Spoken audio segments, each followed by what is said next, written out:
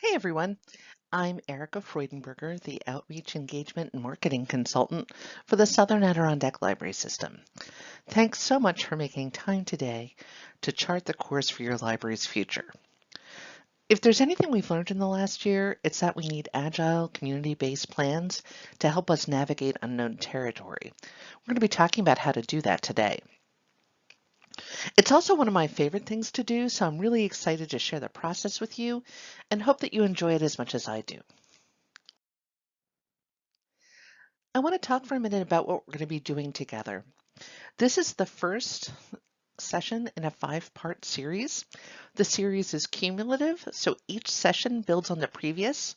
I've designed it so that you can work on each section in between before you start watching the next section, if that makes sense. And when you get to the part about collecting public knowledge, you may need a lot of time for that. So if you want to watch the whole series through at once and then get started, that's good, or you can do it incrementally. But hopefully by the end of this series, you'll have made really good progress on developing a strategic plan. So today we're going to start with an overview of the process. And I want to take a moment to acknowledge that it may seem overwhelming at the beginning and reassure you that it is a sequential process. And even if it seems really weird or doesn't make sense when you're in the midst of it, I promise that it will all come together in the end. I've used this process with dozens of organizations of all sizes, and while the process is similar, the results always differ, as they should, because they reflect your community. So, okay, let's get started. Whenever I start a new project, I like to make time, as Simon Sinek reminds us, to identify the why. Why do we spend time on strategic planning? There are several whys, but one of the reasons that I love strategic planning is that it forces us to take time to slow down and reflect on what our organization has accomplished and make plans for the future. When I was the director of a small library, I felt a lot of anxiety about the planning process because it was one more thing to do on top of an already overflowing plate. And if there's one tip that I can give you, it's this. Make time and space to do this work. It's not difficult, but it does take time. So talk with your trustees about what's going to have to go on the back burner as you make the time to do this work. If you need help making a case for why you're doing it, remember it's required as one of the minimum standards established by the Division of Library Development to be a library in New York State. In order to retain your library's charter in New York State, you must have a community-based strategic plan in place. I'm not telling you this to scare you. You can do it, and I'm here to help all along the way. But when it comes to why, this is certainly one of the biggest. We plan because we have to. But strategic planning is also incredibly useful to organizations. It provides a roadmap to the future while clearly expressing our organizational goals. It aligns services, funding, and helps to identify and measure success, which gives us a great way to advocate for our organizations and tell our story. It's also the best way to ensure the long-term sustainability of your library. To begin, I want to talk about the structure of a strategic plan. Each plan is comprised of some very basic core components. The vision statement, which talks about the future of the library, and this can involve some blue sky thinking. Then there's the mission statement, which clearly explains why we exist, both to internal and external stakeholders.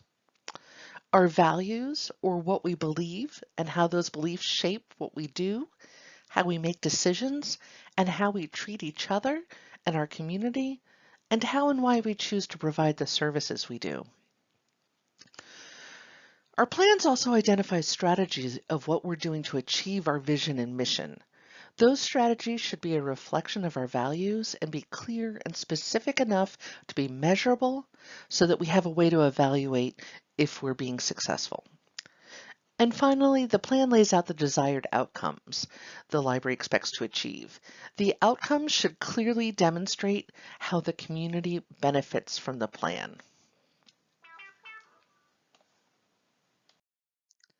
The new minimum standard requires a community-based plan of service. What does that mean? Our profession is stepping away from the traditional planning model. Those of you who have created plans for your libraries in the past may have done things like sent out surveys to the public to ask what services they use, or ask them what they'd like to see happen in the library. That planning model was library-centric and asked questions about what people thought of our services and what we were doing and kind of what they wanted to see more of. But here's the thing, we're living in a disruptive landscape and libraries, like any other industry, are changing. We've all seen the articles and how to tell friends and family, libraries just aren't books. We're so much more. People don't necessarily know what libraries do or are capable of. So when we ask them what they want to see, they often tell us that they want more hours, more materials, more services. Unfortunately, we're not always in the position to offer more. And if we ask people what they want and then don't deliver, we lose their trust. In the engage planning model, instead of asking people what they want to see from the library, we ask what their aspirations are for the community. We do not ask any questions about the library, but use the information we collect to determine how the library, and often other organizations, can help a community reach its aspirations. When we do this work, we create sustainable, resilient libraries that are rooted in the community they serve. And the questions we ask could be things like, what kind of community do you want to live in? Why is that important to you? How is that different from how you see things now? What are some of the things that need to happen to create that kind of change? And who do you trust to take action on these issues? By asking people about their community, we become part of a larger conversation about the community and the library's role in it.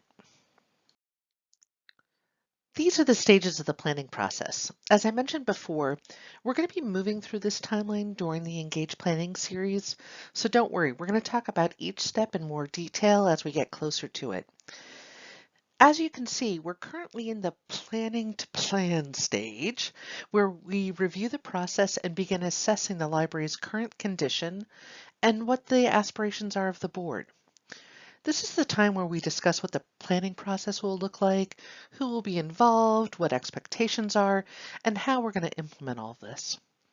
As I mentioned before, now is time, if you've not already had a discussion with your trustees, to let them know that you're about to embark on this process, so some other things may have to be put on hold. Please take some time to think about what you can park for a couple months as you concentrate on doing this work. After this session, you're going to be putting together a planning committee, sharing what you've learned about the planning process, inviting members to future planning sessions if you think it would be helpful, and begin thinking about the next step. And of course, the next step is to gather information.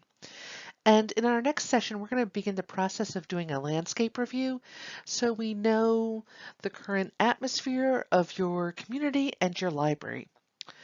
Once enough information is gathered, the planning committee will meet to analyze it, recognize patterns, and identify the top 3 priorities.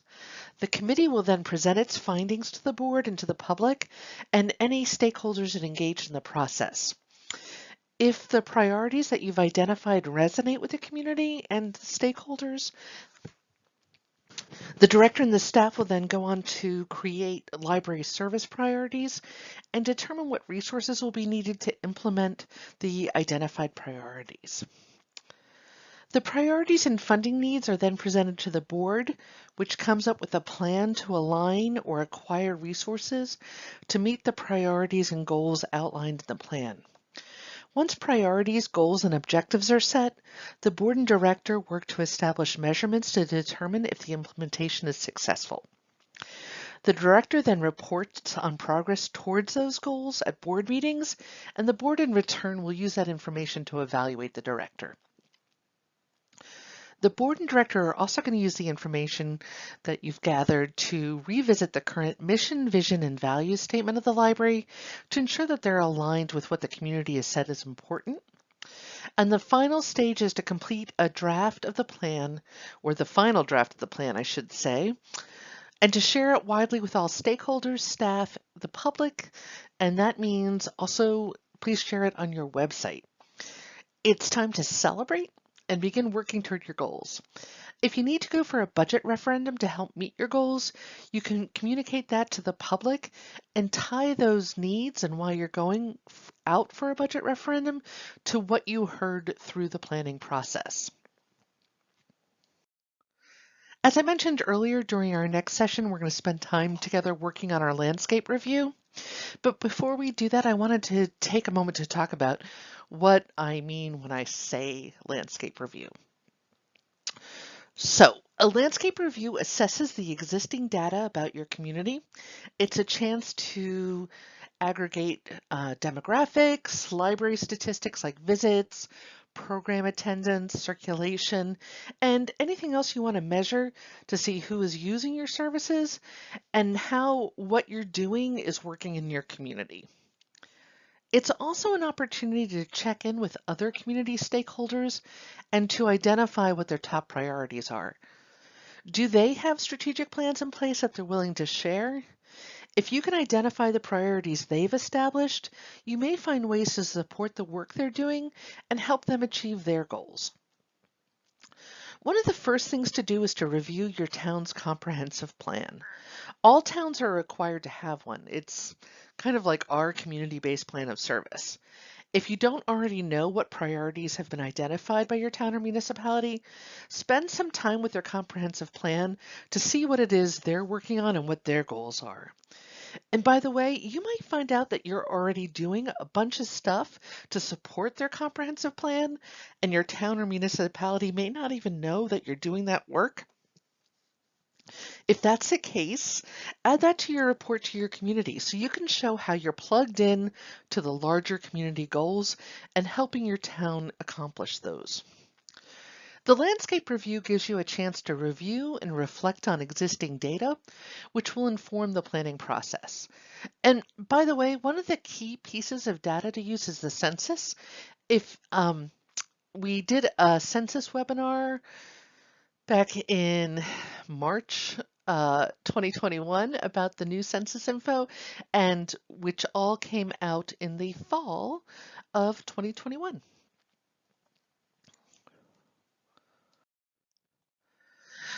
So I don't want to scare anyone, but engaged planning is a lot of work, and it's not something you want to do alone. Also, you should not do it alone. Planning is a cooperative process involving the board, the director, staff, your friends group, and the community.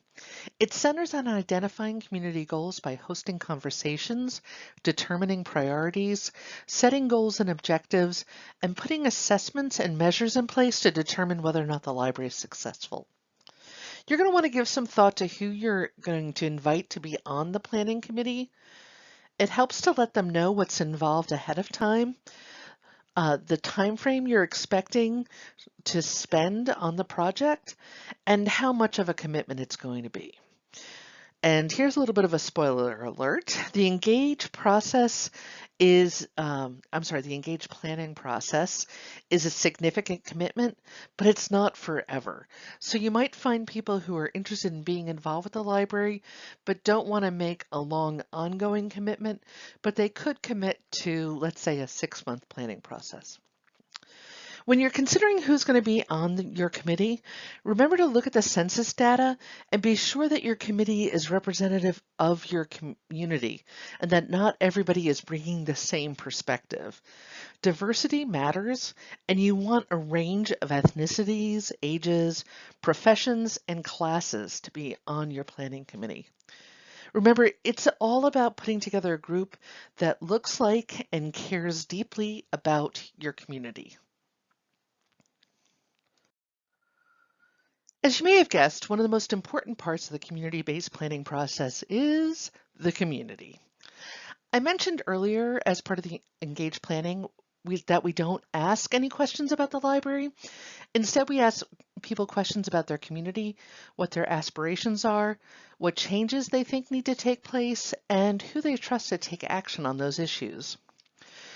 When we do this work, we use tools developed by the Harwood Institute for Public Innovation.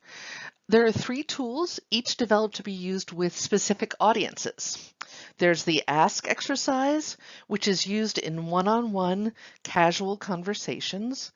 The aspirations exercise, which is used with groups of people who work together and will continue to work together on a common goal or shared purpose. So that could be a group like the Rotary Club, historic preservation groups, garden clubs, etc. And finally, there are community conversations, which bring together members of the community to talk about what matters to them. And in those conversations, you really don't want to have more than, I would say, 12 or 15 people in a session because you want to make sure that everybody has a chance to talk. We're going to go into more detail about these, and when we do this in-person training, we have a chance to practice them. But if you want to practice them, please reach out to Erica, and I'm always happy to walk you through it. After analyzing all of the data collected, both quantitative and qualitative, it's time to set a strategic direction by figuring out what priorities you'll focus on and set a time frame with specific goals and outcomes for each priority. Back when I did my first strategic plan, which is well over a decade ago as the director of a small library, at the end I had, I'm going to say, about a dozen priorities, and a dear friend and mentor pointed out to me that I, in fact, had no priorities. Because if you have a dozen, you haven't actually managed to prioritize anything. This was devastating to me, but I hope you learned from my many, many mistakes. So I'm sharing that so that you can be smarter than I was. And when choosing your priorities, you may have to make some hard decisions about what you're going to focus on. And I have to say, as difficult as it was to hear, my friend was right. You really shouldn't have more than, let's say, 3 priorities if you're going to give them the time and attention they need. And I understand completely the challenges is for anyone like myself who gets really excited about shiny objects and new ideas. But a big reason we set priorities is to maintain our focus and not get swayed off course. So do choose what's most important, but don't get rid of the rest. As you work through and accomplish what you set out to do, you can revisit what you haven't yet done and choose your next priorities from the larger list. And as our very own incredible Diane Winter reminds us, the library budget is a financial expression of your organization. Once you've completed the strategic plan, you'll know where you're trying to head, and you will have identified the resources you need to get there. We're going to talk in later sessions about asset-based community development and what assets you may need to be successful, because a lot of times we think we need money, but what we really may need is a skill set or a space or something else entirely. When you identify priorities that resonate with your community, you can show them what you've heard by allocating your budget to reflect that. When people look at your budget, which is, I hope, posted on your website, they'll understand why you're investing time and energy where you are, which is a really good thing. You may also discover as part of the process that you do not have all the assets you need to implement your plan. That's okay. You then have a chance to do some thinking about resource identification and figure out what it is you need to have a plan in place to make the magic happen. So how do we know if we've been successful? The best way to tell is to establish benchmarks as part of the planning process. This is where outcomes are really important. You want outcomes to be specific enough so that you can objectively measure them to see if they're met. Whatever measurements you put into place are then used by the board to evaluate the director because it's the director's job to ensure that the plan is being met and that progress is being made on implementing the plan. And I want to be really clear here that it's not the director's job to advance all of the priorities simultaneously. That's not at all practical and will only lead to burnout, and we do not want that. These plans are intended to take place over several years, usually no more than 3, given the half-life of technology and the fast-pacing change, the fast-paced change that's happening in our world now. So you really want to scope your priorities and evaluation to reflect the time frame covered by your plan. And when the plan is complete, you have a chance to celebrate. And I have to say, I'm really serious about this. We are not always good about celebrating our wins, and putting together a strategic plan is a huge accomplishment. It takes a group working together, lots of community input, and the approval of the board to bring it all together. Consider having a celebration open to the community to share your final plan. A library I worked with in Vermont invited everybody to an outdoor potluck. And this was pre-COVID when we could still, convene large groups of people. Um, During the potluck, the library director explained the planning process and reviewed the priorities and implementation plans. It was a really great way of getting the library on people's radar and excited about the direction they were heading. It was also an opportunity to see how the library was taking action on the issues that were of concern to the community, which went a long way in building trust and also gave people a chance to step forward to volunteer with specific projects. And of course, once your plan is done, you want to show it off by posting it to your website. So this has been a really brief overview of the planning process. And if you'd like a more detailed overview, send me an email and I'll send you a copy of the timeline so you can use it to plan. After today's session, your homework is going to include doing a SOAR exercise with your board, staff, and if you have a Friends of the Library group, with your friends as well. This is an internal tool that we'll use to find out what your organizational strengths, opportunities, aspirations, and responses are, which will give you a sense of how to move forward. The SOAR exercise comes out of the appreciative inquiry philosophy, which is a strength-based, positive approach to leadership, planning, and change management. For those of you who might be familiar with the SWOT exercise, that's an acronym for strengths, weaknesses, opportunities, and threats, which is one model of planning. This is what I believe is a more positive and inspirational approach to take. In my experience, using a SWOT in an organization tends to focus on our deficiencies when what we're really looking for and what we're more interested in are the possibilities as we look to the future. The SOAR framework enhances strategic planning by inquiring into strengths, opportunities, aspirations, and measurable results.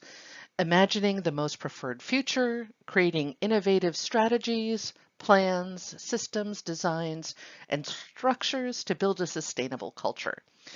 It also inspires organizational stakeholders to soar to a state of engaged, high performance, and execution of strategy.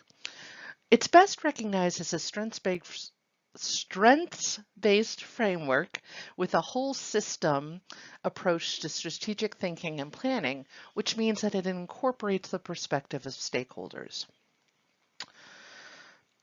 We use a SOAR exercise to figure out questions like the ones that are listed here, like where are you? How did you get here? How do you make decisions about priorities and resources? What are your strengths and capabilities? If you would like a copy of our SOAR handout, just shoot me an email and I'm happy to send it along with you today or any day, I should say. So I'm going to kind of walk you through what this exercise might look like, as I'm hoping that you're going to do this and practice it with your own board, staff, and again, if you have them, your friends. You can begin your session by explaining that this is part of the planning process and thank everybody for being there and their input. Then you want to pass out the questions that you're going to be asking to everybody and give them like 10 to 15 minutes of quiet time to respond independently. If you want to email the questions to everybody ahead of time so they have more time to work on it, go for it. Like this isn't, it's not a pop test. We want people to have time to reflect on it. Some people, like especially introverts, do better when we have more time to think about things rather than just responding to them in the moment. So we're not trying to surprise anyone, and we want everybody to have all the time they need to think this through. So once everyone has had a chance to work independently, bring people back together for a facilitated discussion and work through the questions as a group. When you do this, think about designating one person to be a facilitator and another person to be what I call a scribe or a note taker. It's best if you're taking notes in a place where everybody can see them as you're taking them. And as you work through the questions, pay attention if you see any common ideas or themes that are emerging, and make a note if something like really got the room buzzing and got people totally excited. So we begin by looking at the library's strengths, like what do you do really well? What are you best at in your world? What makes you proud to be a part of the library? What are your greatest accomplishments? Where are you heading? And what would you like the library to become? We next move to opportunities, which allow us to consider what we might need in order to achieve success. As you discuss what potential opportunities there are for your library, spend some time thinking about what changes you expect to see in the next 3 to 5 years, or what you'd like your community to look like after a pandemic. Then consider what might need to happen in order for you to realize those plans. Again, this is an internal conversation with all the people who work for or volunteer with the library. It's a really great chance to share dreams, listen to a variety of experiences and perspectives, and reflect on what common themes are emerging from the conversation. It's a perfect time to embrace a growth mindset and move away from the idea that something either can't be done or like, that's not how we've done it in the past. Let all those ideas go. I think about the pandemic, and one of the great gifts that we've gotten from it has been the lesson that what we were doing previously was not necessarily working, right? It led to a massive crisis. So as we're thinking about planning for the future, we should consider like, what do we need to do or think about to ensure we don't end up here again? What role can public libraries play in maintaining community health and wellness? What sort of restorative work will we need to be done once this crisis ends? Um, we met in 2021 as part of our advocacy day with all our representatives, and I was really struck when we talked with Dan Steck, and he mentioned his concern that our next major challenge in our region, and probably the whole country, honestly, is going to be a mental health crisis. So it's a good time for us to be thinking as public libraries, as public spaces, how can we help our communities navigate through that? How do we connect them with the resources they need to deal with any mental health issues that might come up? There's a lot of opportunities to consider, so think about what makes sense for your library or who you may partner with to do some of this work. So if I haven't said so before, I want to make it clear. Doing a SOAR exercise is a fun, joyful event because it gives us a chance to think about the future and possibilities. I know I just listed some fairly difficult topics, and of course the pandemic is still front of mind, but there is also a chance to dream big and reflect on these questions, right? What are we passionate about? What kind of a community do we want to live in? Like, if you could wave a magic wand, what one change would you most want to see in your community? How can we make a difference? What strategies and actions support our perfect future library? I know that these are really big questions, but having a chance to dream together is important, and it reveals what we care about and identifies what we value. If you haven't already identified your organization's values, this is a great way to begin that conversation. And finally, you're going to want to establish how you're going to measure your success. This is the time when you need to get more specific. This is less blue sky thinking and much more pragmatic. So you want to consider these questions. What measurable results will indicate we've achieved our vision of the future? How do we translate our vision of success into measurable outcomes? And how do we know we've achieved our goals? So I recommend that in between now and the next session, which is the next recording, you do some homework. And that homework would include identifying who you'd like to serve on your planning committee and invite them to do so, to schedule times to meet with your trustees, staff, friends, and volunteers to participate in a SOAR exercise. And again, feel free to share the questions with them ahead of time so they have plenty of time to reflect on them before you come together to discuss them. And take a look at the community resource plan. And if you're eager to get going, you can begin to fill it out. Again, if you need a copy, email me. Um, and just so we're clear, like I think the first two things are plenty to accomplish before you move on. So you don't need to worry about the community resource plan, but it's an option. And we will certainly be going over what it is and how to do it in our next session.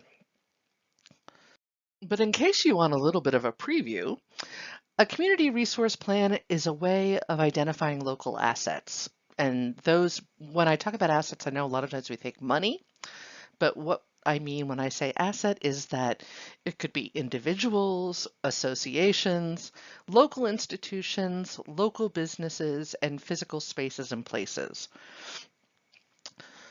By compiling information about your community and the assets that already exist, you'll be able to see the wealth of expertise, experience, and creativity that you can tap into for a whole host of reasons, and also get a sense of what's available in your community. Again, we're going to talk a lot about this in the next session, but I just wanted to give you a heads up. So in the next session, as I mentioned, we're going to be talking about the community resource plan, and we'll also go into depth on what a landscape review is, what you should include in it, and how to create one. If you have any questions about what I've covered today, feel free to send me an email. If you'd like to talk through anything I've discussed or need some of the accompanying worksheets, just ask. And thanks so much. This wraps up this session.